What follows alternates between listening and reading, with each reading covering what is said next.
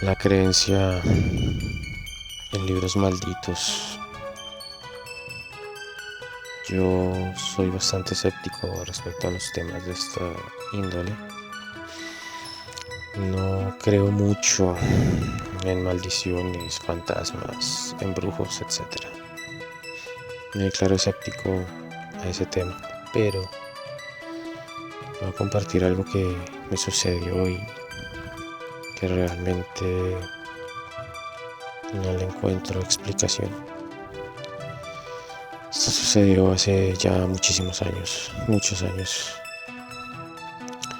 Yo me encontraba apenas cursando séptimo u octavo grado.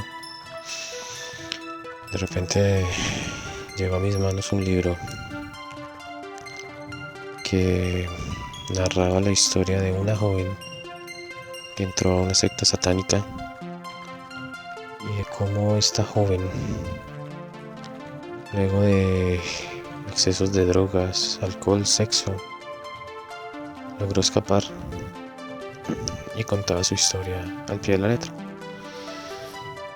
El título del libro era algo como Sobrevivir al infierno y para contarlo. Este libro, cuando me lo dieron para leer, me dijeron una advertencia. Me dijeron que quizás pasarían cosas malas al leerlo, puesto que la persona que lo leyó me contó que le pasaron cosas fuertes como sus padres se separaron, a ella le empezó a ir mal, terminó con su novio, etc. Yo tomé eso como casualidades de la vida, no le di mayor importancia a esto. Pero resulta que cuando lo comencé a leer empezaron a pasar cosas muy extrañas. Por ejemplo, mi padre enfermó. Comenzaron a haber peleas en mi hogar. Comenzamos a ver cómo la plata empezó a escasear. Me decidí a terminar el libro, pero quizás fue lo peor que pude haber hecho porque tiempo después unos familiares se accidentaron y por poco fallecen.